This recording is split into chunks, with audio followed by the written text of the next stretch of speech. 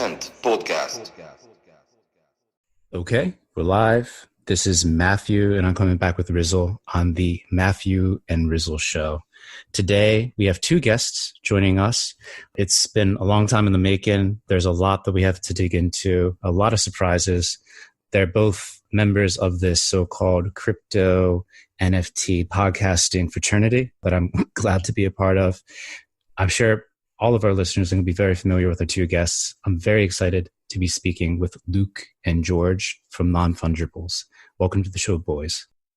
Hey, thanks for having us. Indeed, yeah. Thanks for having us.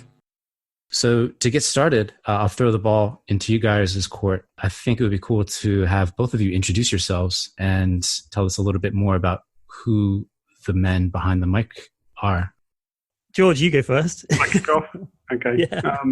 So I'm George. I fell down the crypto rabbit hole pretty hard in 2011. So hard, in fact, I quit my job, and it was at the time in advertising. I was a copywriter, and it was actually through that job that I found out what Bitcoin was, and I totally started mucking around with Bitcoin rather than what I was supposed to be doing. So eventually I decided I'd go and brand Bitcoin companies. Yeah, worked that one out. There weren't that many in 2011, so I very quickly realized that I might have to find another line of work. But I stayed very active in the UK-based community. Ended up helping to run sort of various meetups in London, mostly in the sort of Bitcoin and Ethereum world, and then I started a crypto VC, one of the earliest, and in 2016 with a couple of colleagues of mine, and that's my day job really. I run a crypto fund, and then the NFT thing hit me pretty hard. I was just so fascinated by everything that was happening in the space, and I have a fairly I guess from my advertising days, a fairly creative brain for coming up with ideas, and just the NFT space was just so fertile in terms of all the different potential businesses that you could put together or spin up, and so my mind sort of got working on that, but sometime before that, I managed to rope Luke into the whole space, and he fell down the rabbit hole too. So it just made sense for us to come up with something together in order to journey through this space to see what the future held, really. So that's me. Yeah, I guess George sat me down in early 2016, just as the DAO was happening, and completely blew my mind with Ethereum and what it was doing and the potential sort of future possibilities of it. I just jumped in with both feet, completely immersed myself in it. It happened to be I was working as an acupuncturist at the time. I have a degree in Chinese medicine, a master's. And so I was setting up a business, and I wasn't too busy, so I had lots of time to dive in deep to this. And then everything sort of halved my portfolio value in the next 6 months, and then But I kept buying all the way down, and it was extremely painful and stressful. And then everything happened, and it was okay. So, And then George also got me onto the NFT idea. We watched CryptoKitties take off, and George had a very big vision of where it was going, and drew me into that as well. And it's funny, we were both thinking that we should start podcasts at the same time independently, and then came together and we were like, hey, we should start a podcast. And I was thinking about that. Okay, well, so and there we go. And then my wife came up with the name. I'm curious though, before we go, like, what was that vision that George sold you on that got you down the NFT rabbit hole and into the space? Well, George is a big collector of things. He loves collecting stuff. And so the idea of having digital collectibles, I think, is that right, George? Is that what, for me, I was always, had my head around the whole tokenizing physical things. And I always thought that was going to be a huge thing, like tokenized mortgages and property deeds and things like that, which NFTs as well. This is so cool. Sorry, man. I was just gonna say this is so cool. This is like a fraternity, like podcast bro down or something like that. I was just curious, and maybe you can work this into the response that you guys are sort of in the middle. I'm dying to know. As soon as I told my wife that we're got Non-FunGerbils on the podcast, she's just like, I love that name so much. She's like, it's just so genius. And I'm just curious, like who decided to like double down on like the whole gerbil theme, and like, when you came up with that idea, was it just like that? Like you guys both knew instantly? Because I'm like, it just seems so obvious. So that was my wife, actually. We were bouncing names around for months whilst we were sort of getting things together. And we were sat down at dinner one evening, and my wife just looked up at me and said, "You should call your podcast Non-FunGerbils." And I just, it blew my mind. Like, I put down my knife and fork and I went, oh my God. You knew it. Man, this is changing the course of everything. It did. And for me, when things really began to sort of move in that direction, when Luke suggested it, Luke, I don't know if you remember, but we had this extraordinary back and forth on WhatsApp where I was suggesting possible non-fungible names. And I think we had like the Gerbil of Wall Street and FOMO Gerbil and all of that. And we just reeled off gerbil after gerbil for like an hour. Yeah. Like hundreds of gerbils. And they got more and more ridiculous and more over the top. And I think what really hit us at that point was that we'd hopefully found some kind of sort of rich area to be creative and silly. The NFT space, like crypto can get really heavy, right? As we all know, like when you're dealing with proof of stake shards that are quadratically joined together by the hip or whatever. Like it just all becomes a bit full on. When I love the NFT space because it gives you room to be free and fun and slightly silly. In some areas, obviously, like when we start talking about mortgage deeds on the blockchain and stuff, it gets pretty heavy again. But certainly the gerbil angle, it just kind of wrote itself, right? It all just came out, and I think it's been a fun journey ever since, really. I love it so much, man. It's so like goofy and silly and stuff. And I gotta say, I'm like jealous. Matt, what the hell are we doing, man? Why don't we have like a mascot or like some sort of like something? It seems like, we need something, some animal. It's cool. I don't know, man. Totally. Everyone should be, producing collectible furry things, furry animals, right? I mean, it's just what we should all be doing with our time, clearly. The other surprising thing is that you guys are approaching your year mark for Non-Fungerbils. You started, I think, the old gerbil. Yeah, at the beginning of like August of last year, if I'm not mistaken. Over the course of that year of recording the episodes, I'm curious if there's anything that kind of surprised you about what happened or any of the episodes, or like how the project took on a life of its own or anything like that. I think it's been surprising how the Gerbils has it's really developed beyond what we expected.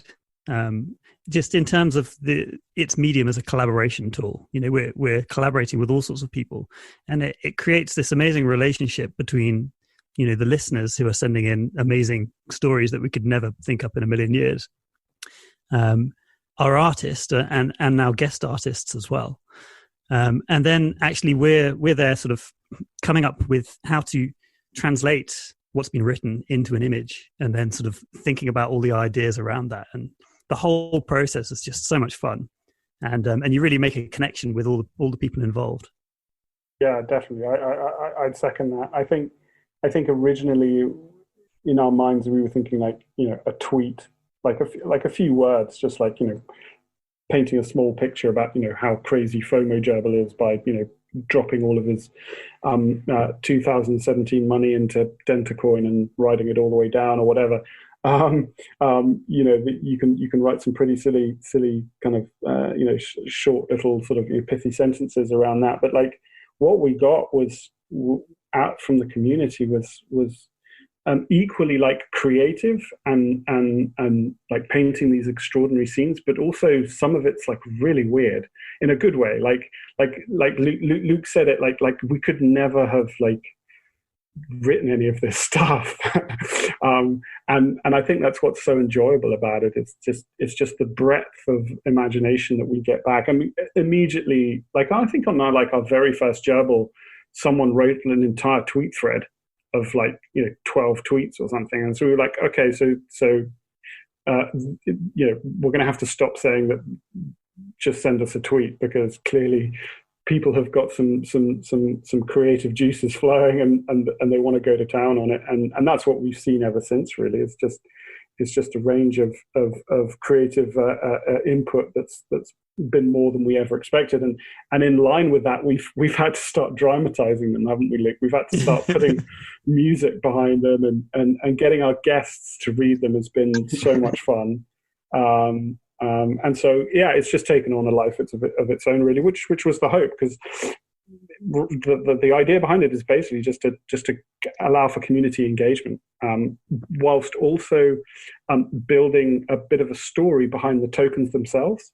Like if we keep producing them and people keep sending us these creative sort of visions, then and as the podcast grows, then the whole collection themselves become more valuable, because the story behind what these NFTs are grows over time. So it's on all fronts. It's just really exciting to watch take shape. Is there some sort of like what's like the gerbil end game? Like you're accumulating all of this like awesome content, and I mean it's really cool, man. You guys are like really creative with it, and I'm jealous, honestly, in some ways, because it's just such a cool way to engage your audience, engage your fans, just build up some really like interesting, wacky content. I mean, I'm sure you've got a ton of it now. Like, is it eventually going to be like compiled into like, some sort of book or media thing, or what are you going to do with it all? That's an interesting idea. Yeah, compiling it all together into a unified kind of thing. I mean, we've been creating galleries, and we've got an enormous, as you'll see very soon, Gerbils HQ, where we kind of bring everything together, and you can see the images, and then you can see the stories with the images there. It's really the best place to observe. Yeah. But end game. I mean, initially our end game was kind of different. We kind of we wanted to be able to show that people wanted to engage in reward for NFTs, basically, and there was a sort of that was there, that was something that people wanted to do. But I think that's changed, hasn't it, over the year? Yeah, I mean, originally the thesis. I mean, if you could say that there was a thesis for the Non-Fungible, it's quite funny. The initial thought that we were exploring, actually before the podcast even came up, was this idea of like, would people do something for an NFT?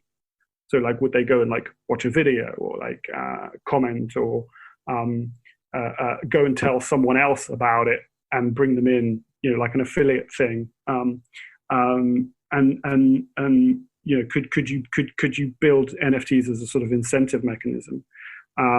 And I think out of that we thought, well, let's use an NFT to build a community, around a podcast, and go from there. I think there was also end game wise, like I think we all feel it in the NFT space that there is so much huge potential in this discovery of digital scarcity, and one feels like we're heading towards an inflection point where hopefully the world goes like, oh, okay, so I can actually own something in the digital realm now, whether that's gaming or art or mortgages, wherever that kind of spark happens.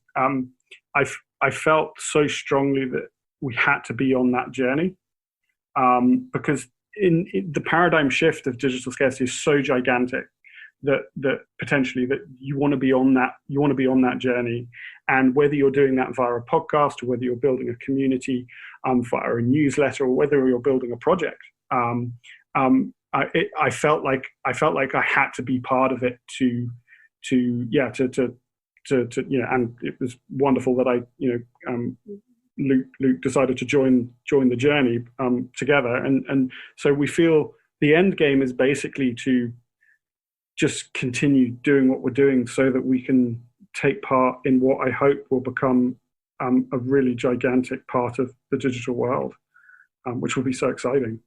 Well said, man. It really reminds me of the story of like myself and with Rizzle, right? Like why we started to hop onto the same podcast together and start speaking with these amazing projects in the space and glom on to like NFTs in particular, to the point that, well, both Rizzo and I are now full-time on different projects in the space. It's a testament to that same sentiment of wanting to be on the boat or on the train as it's like pulling out of the station. I feel like we all see that, feel that, and it's very relatable.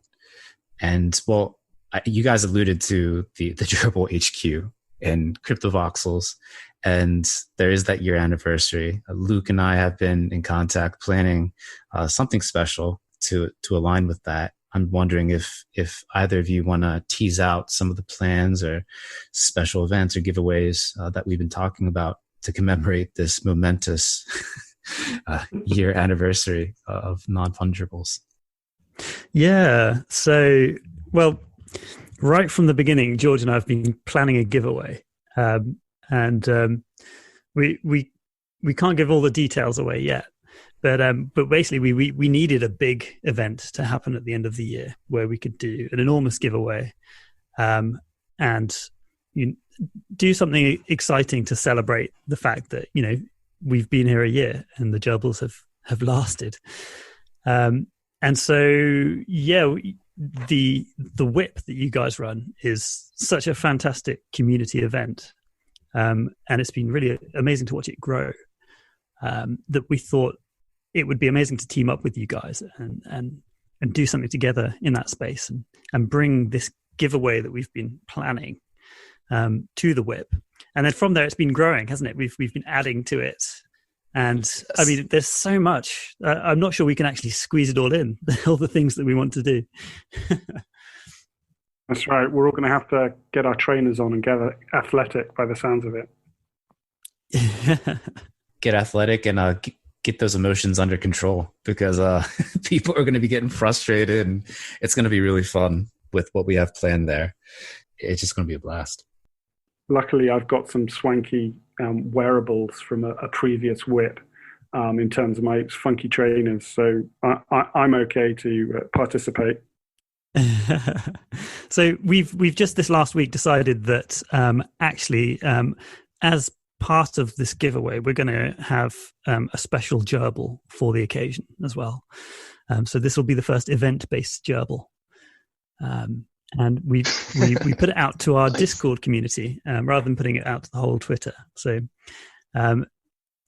just within our Discord, a load of people came back with the description for treasure hunt gerbil. So we've now got that is being created as we speak and ready for the whip.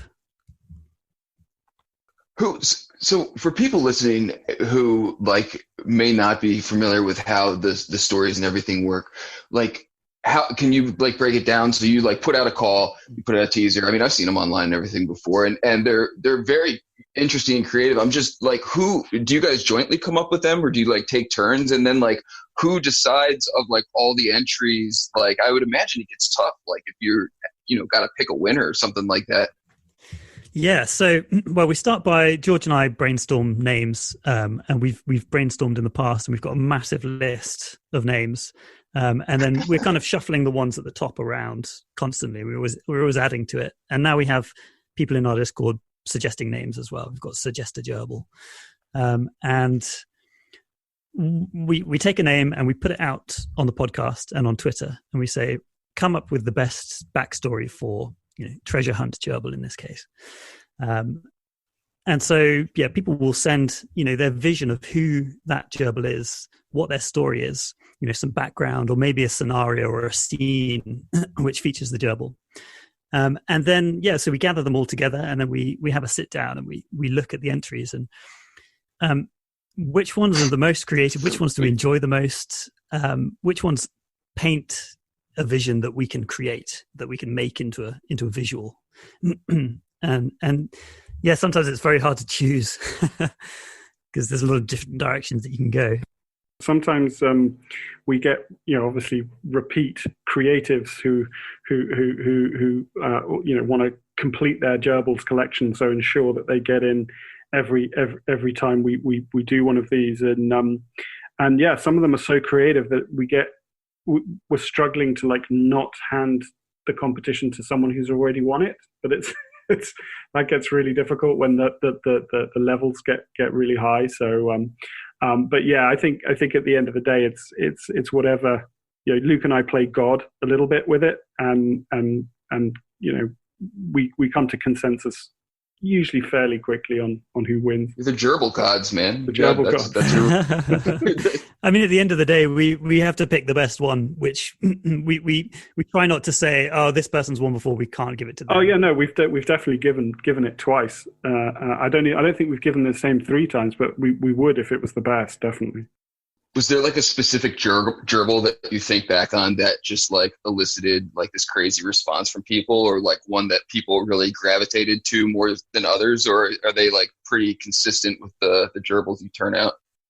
Yeah, that's a good question. Certainly, Prepper Gerbil had some all the entries for Prepper Gerbil were very much down the same line. So actually, that was quite a clear vision from everyone. And so because it was so unified, we actually made all of the entries winners, joint winners, and we used an aspect from every single entry in the visual, which was really fun. So we try to be flexible. We don't have a single thing set in mind when we do it. If we go, oh, actually, it'd be really cool to do this completely random thing, then we'll just do it. So because there's some freedom there. And we do now would be a good time to shout out to our wonderful illustrator, Lydia, who brings her own special touch to these things. Sometimes Luke and I have begun to paint a picture for her and be like, could do this, and she'll come back and say, how about this? And we're like, yes, a puking unicorn puking a rainbow is exactly what we want.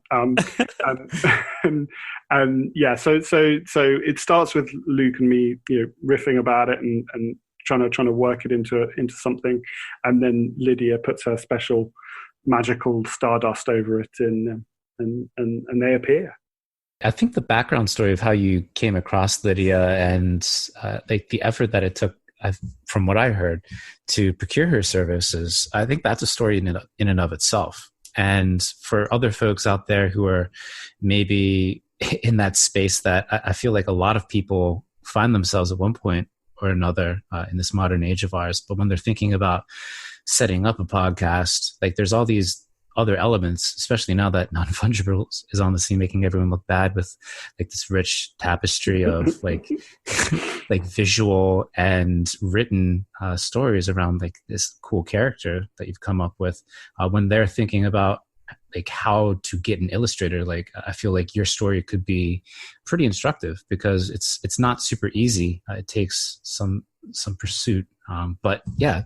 Talk about how you guys came across Lydia and how you're able to wrangle her into making gerbils puking rainbows and stuff.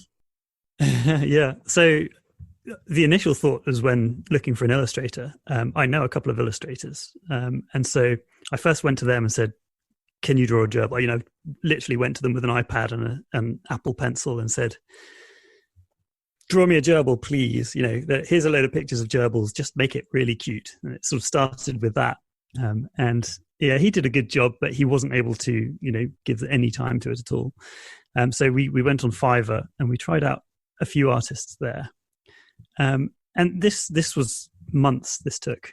We probably would have released the podcast in May had we found an illustrator straight away. Got high standards, man. Good. Yeah, well, it was kind of like, it's got to be right, hasn't it? You know, you can't launch a project with something that's not quite right. And I was scrolling through Instagram.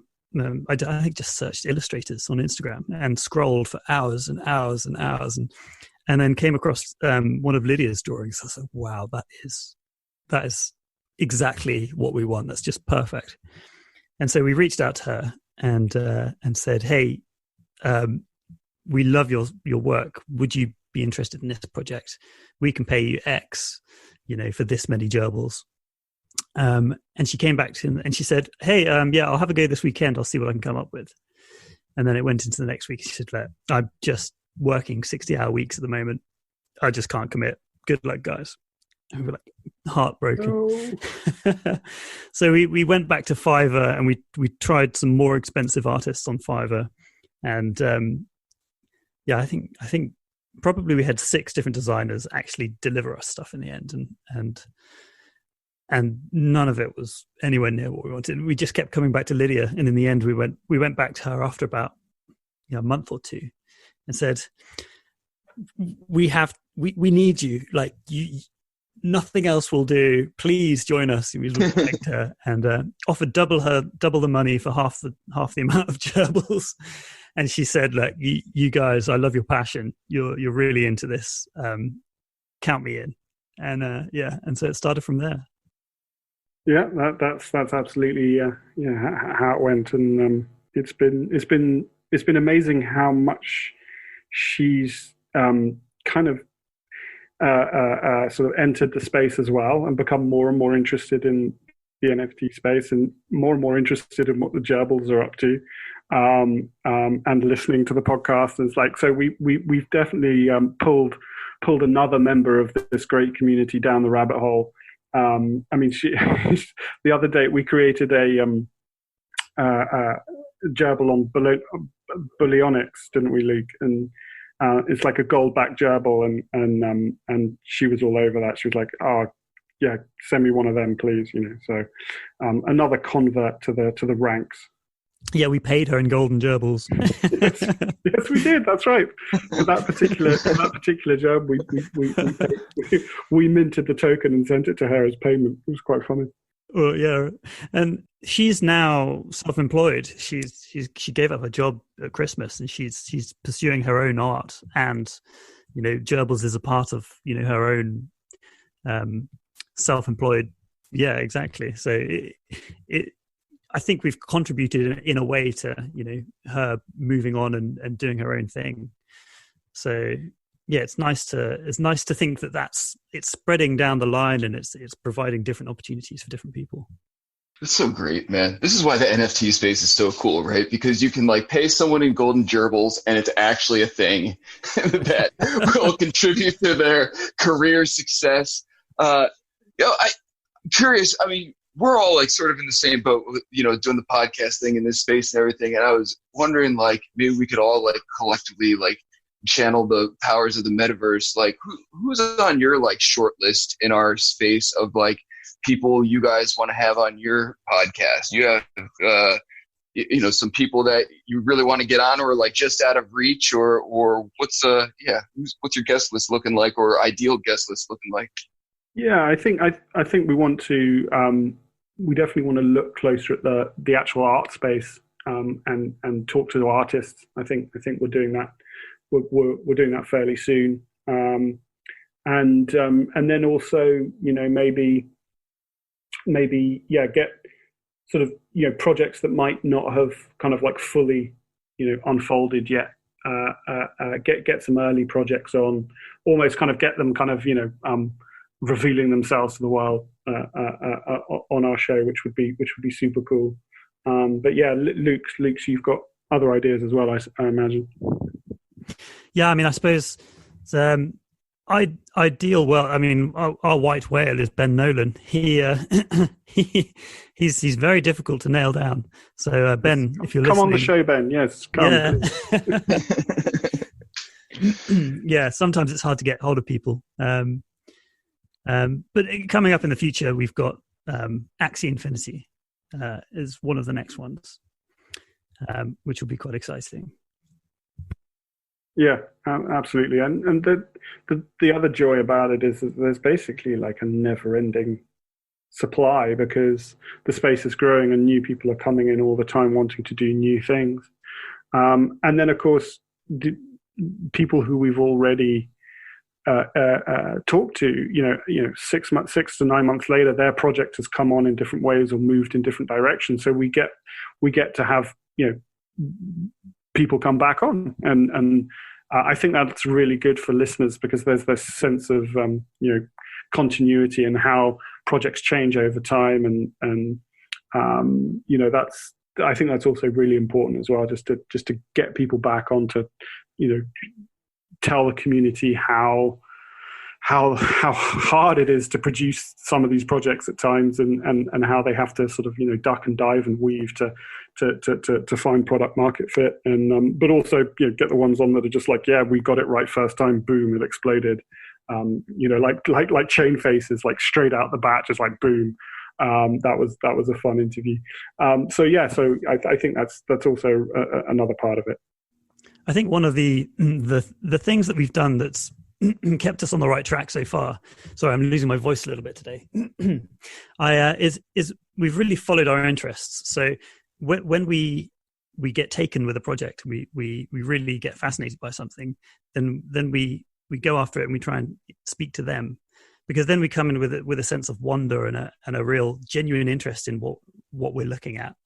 And I think that translates, on the podcast. I think that if you're genuinely into the thing that you're looking at, then other people are going to feel that, and you're going to ask better questions. I'm sure you guys do the same thing and feel the same thing there. Totally. And well, I kind of want to give you whiplash with this question, and you already started to talk about some of your past episodes in the catalog that you've built so far.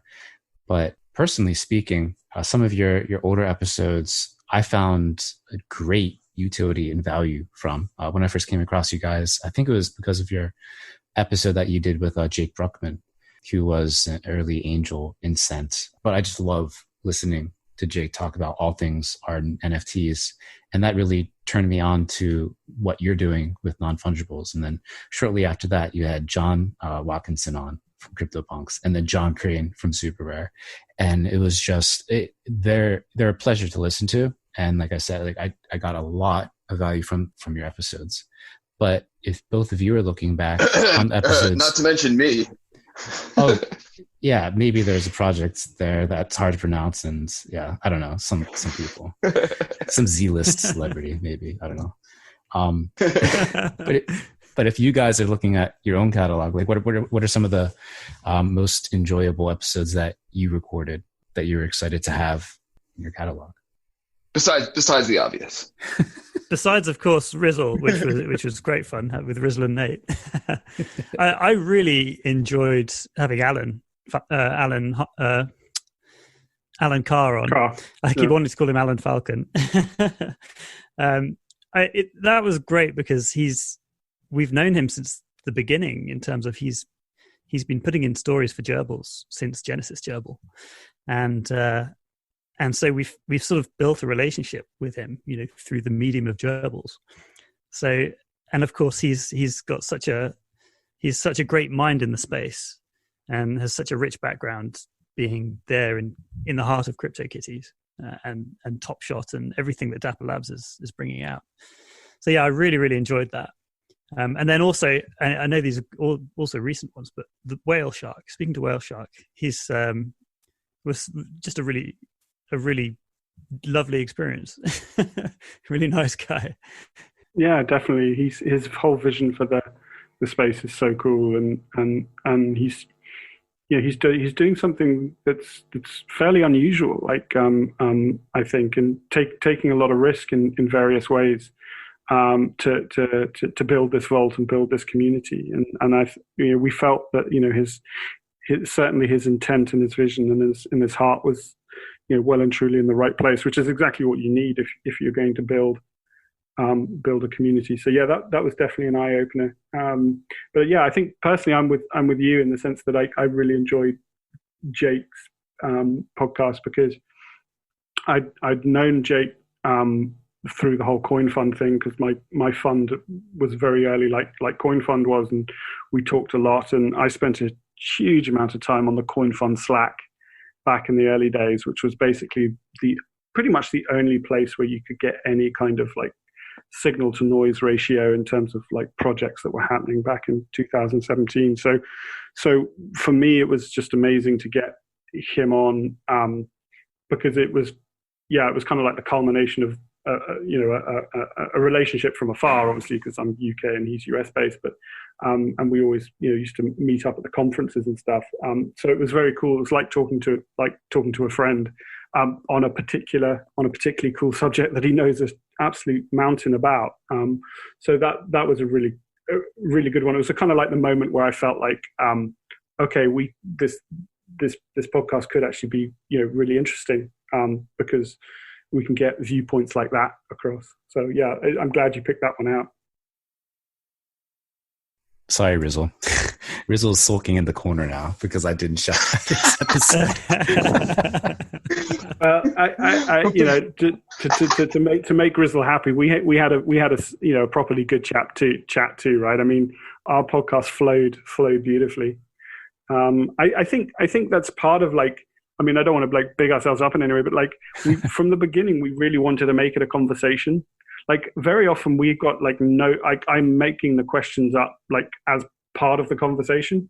That's what George is so good at. I've got to prepare. I've got to have a long list of questions. Otherwise I'm like a rabbit in the headlights. And George turns up and just flows every time. Well, I think it's often the way, because I've listened to podcasts podcasts and crypto. They're just such an important medium in terms of getting across what's going on in the space. Like, and props to Andreas back in the early days with Let's Talk Bitcoin, which was for so many people like the kind of the key way of understanding what was happening. And then of course it just expanded out, and there's so many different podcasts and so on and so forth. But I think it's such a good medium for the crypto space. And I often find myself when I'm listening to them, you have a question in your head that you want the person to ask. It's like, yeah, okay, he made a really good answer, but no, you want to ask this question. And obviously, sometimes when they're just asking questions off a list, they don't go down that rabbit hole. They just, okay, that's a cool answer, thanks, next question. And I find that rather frustrating. So I try to formulate a question that sort of comes.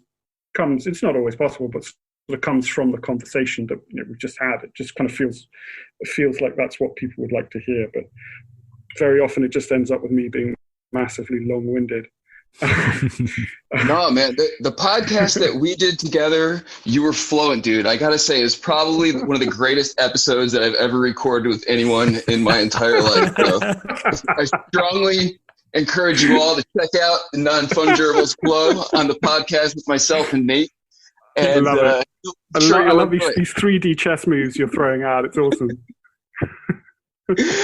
Yo, can we shake you guys down? What type of projects are you guys interested in that sort of have nothing to do with anything? Anything you guys are just sort of like picking up on the down low, or maybe it's an artist or a game or whatever?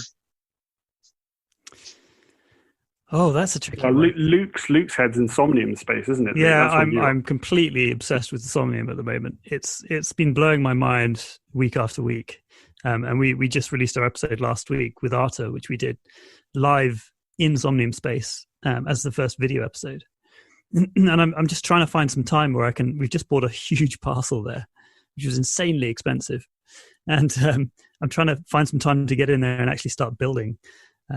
I am on a mission to make a gallery nightclub because their Saturday night discos are so much fun. So it's like secretly, like the whole non-fungible thing is just a front for digital land prospecting, because we have bought plots. I think we've got Sandbox going on. We've got Cryptovxels and Decentraland. I mean, like, you produce some scarce digital land and the gerbils will bite. But yeah, it's all part of the fun, definitely. And I don't know, there's always something sort of interesting cropping up here and there, and fun things to play with. I haven't yet found a game that I'm like properly hooked on. I produced clovers round the clock. I produced chain faces. I spent an obscene amount of ether getting chain faces, and same with cryptomorphs as well. Actually, I've still got a whole bunch of unopened cryptomorphs, which one day far off into the future I'll remember that I have, and I'll have one of those wonderful moments where you realize you've got something of value that you totally forgot about. That was my fault with cryptomorphs, because I minted a legendary in the first 5. And George was like, "I've got to have a legendary," and I think you had to mint something like 50 or something to get one. And then some. It's a great space for turning ether into monopoly money.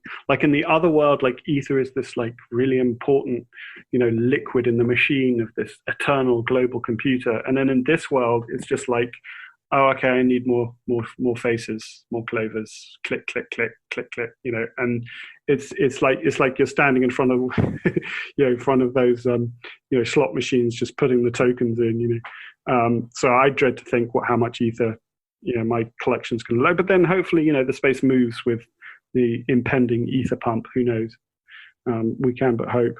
Game-wise, I'm about to go down the Axie Infinity rabbit hole. I haven't really gone there yet, and I've been waiting, and I know that there's a lot of people playing now and earning from it, and I own one Axie which I bought right at the beginning, and I've never actually played the game. So August is when I'm going down that rabbit hole. So if you ask me this question again at the end of August, I'll probably be completely upside down. Schedule your rabbit hole ventures. Basically, yeah. We schedule people in and then go, right, let's immerse ourselves in this thing for a month or two. You're the Daniel Day-Lewis duo of the NFT podcast scene. Really, really going down the rabbit holes for everyone. You definitely need 2 more Axies to get a squad. Method acting. Exactly. Method acting, definitely. But that's part of how great the space is, right? Because you can do that, and you can meet people coming down the opposite direction who've been down a different rabbit hole, and you sort of pass each other, and you're like, oh, I'm going to go and check out SoRare, or I'm going to go and like buy shards of punks on Niftex. And you're like, okay, that sounds cool. I'll see you there in a couple of months when I'm trying to buy a Hackatao or something. It's like,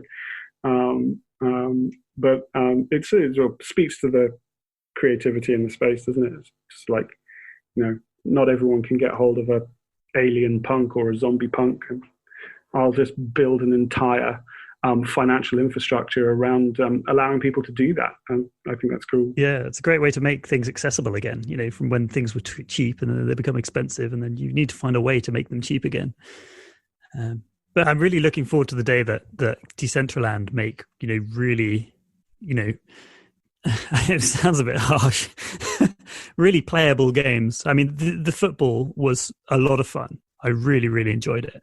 But it wasn't very functional because we were about 20 seconds behind the other team for about half of the match, and then I think I kicked the football once, and then the rest of the time, every time I went near it, it was then over in another corner of the thing. So I mean, did you guys lose in the first round, or did you progress to the semifinal? No, first round straight out. I actually helped. Which team was I on? I was on one of the other teams when none of the players turned up just before us, and so I just hopped on their team and help them win. and then on our team, Probably our team. We miraculously won the first round 12-0. But I had the same epic lagging problem. To their credit, Dance, Varga, and the whole DCL core team, they turned it around for the semifinals. The semifinals were playable. It was incredible. Really? Yeah. Awesome. If you're skilled enough, which I'm not, you're actually able to hit the ball. So I actually managed to kind of accidentally hit the ball when I managed to get my hand-eye coordination sort of in line with the game. But it was incredible, the rate of progress there. So fully expect DCL to bust out more multiplayer games that are actually playable when they get out. That was a huge stress test, and I feel like I wish you guys would have been able to get back to see that development, because it really changed my eyes, because I was really down after that first round myself. I was like, oh man, this is not the way to go. But they really saved face, I thought. Oh, that's good. Maybe they bumped up their server power or resources or something, because I think the potential there is huge, because when you bring people together like that and you can all play a game in a virtual world, that's what a virtual world's got to exist for, right? You've got to come in and do activities together. You've got to engage people. And I think that once they solve that, and once they've got, no sharding, and you can have everyone in one persistent world, then that will be Decentraland made. Yeah, I had a message from Luke a couple of weeks ago being, I'm so tired, I didn't get any sleep last night. And I'm like, what were you doing? He was dancing in Somnium space for 3 hours in a club. I didn't know whether to be like, oh, poor you, go have a rest, or be like, you nutbag, what are you doing? But then there's a little bit of me that is like, shit, I gotta go and get my Oculus Quest so I can join the frickin' party. More sleepless nights to come, I think. Yeah, I mean, I turned up with a beer the next time, and I was like, hey guys, I'm actually holding a beer in this hand, so they could see every time I was drinking. VR dance parties are no joke. We were hanging out in VR chat last night with Jin, and he was telling us stories about these epic VR dance parties. So I am zero surprised, like hearing this now. That's how far down the rabbit hole I am in VR right now, I guess. Yeah, but before we sign off, I just want to throw the mic in your guys' corner again. Let the folks know what they need to pay attention to, and like if you have any other projects you want to shout out, maybe perhaps like Cryptograph or anything like that. Now's your time to do that. Oh yeah. So, well, let's start with our Discord, because that's it's relatively new. It's only been up a few months, but actually it's where everything happens. It's where we amalgamate all of the Gerbil entries. They've all got their own channel, and so you can go back through the history of the Gerbil entries, and that's where we put out things to the community to come back to us with ideas. And we're going to be having our big party with you guys next week, depending on when this podcast, I think, is it the 30th we're doing that? That's correct. Yeah. So that's going to be a huge event. Definitely come to that. We've got the Hackatao Gerbil coming out next week as well. That's going to be a couple of days before, so probably the 28th. And a interview with Eleonora and Hackatao, but via her. So that's going to be cool. And it feels like there's a lot going on. There's so much going on. I can't really keep up in my brain. So yeah, it's the size of the space, isn't it, Luke? There's so much happening. It is, yeah. And Cryptograph, we should probably mention, because we're both involved. George, you do the honors there. Well, yeah, it's been a super interesting launch to see the platform working, and to get was it close to $18,000 from Vitalik's Cryptograph into his non-profit, which is this Gitcoin. Is how the NFT space grows. It was super cool to see, and whoever the lucky buyer was, I think you've got the number one cryptograph from the guy who built the whole thing or invented it. Okay, he had lots of help, but I think it was a really interesting decision from the guys to put Vitalik out as number one. I think it was a way of doffing the cap almost to sort of a nod to Vitalik, to say thanks so much for producing this framework. And then I think the thing that's been really gratifying to see is the auction mechanism and see that work, because the guys behind it, have in reality created something that not just in the NFT space, but like as a price discovery mechanism, I think it's pretty game changing. And again it speaks to Vitalik's invention, right? Because it's all thanks to smart contracts that you can bite off an incentive from the person who comes in above you and gives it to the bidder below. In the end, it's the company Cryptograph takes that hit. If for example you were to get $100 for something, in the end, Cryptograph, okay, it splits it towards charities and things, but to all intents and purposes, there's an incentive fee that comes off the price of the final bid that gets spread across all the bidders, and it's always theory until you actually see it working. And I listened to these guys over the last 2 years talking about this mechanism and trying to refine it and get it to work, and it's been hugely gratifying actually just to see people posting, oh, I made this much dollars from being outbid, and that for me was truly exciting, other than the fact that money's being made for charity. So thanks for bringing it up. It's hopefully it'll grow, and the guys are working round the clock to make that happen. Yeah. Well, thank you to both of you for taking your time to hop on our show, talk with us so in depth about Non-Fungibles, and to work with us to put something really fun together for the community at the WIP next week, where there's going to be an epic competition. And in addition to that, your good friend Alan Carr from NBA Top Shot, among other things, will be there speaking, and someone from the SoRare team will be speaking there to kind of keep the theme of competition and sports going through the event. So really excited for that, and really excited to continue to hear new episodes come out and all those epic stories and NFTs as well. So thank you both very much for your time, and keep creating.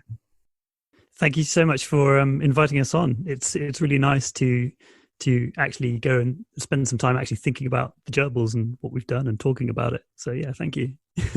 Yeah, it's been so much fun chatting, guys. Thanks so much for having us on. Yeah, been great for sure. Cheers, guys.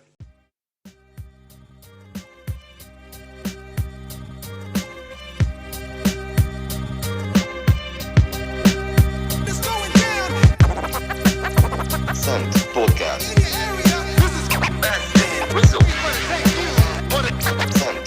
Send podcast. Send podcast.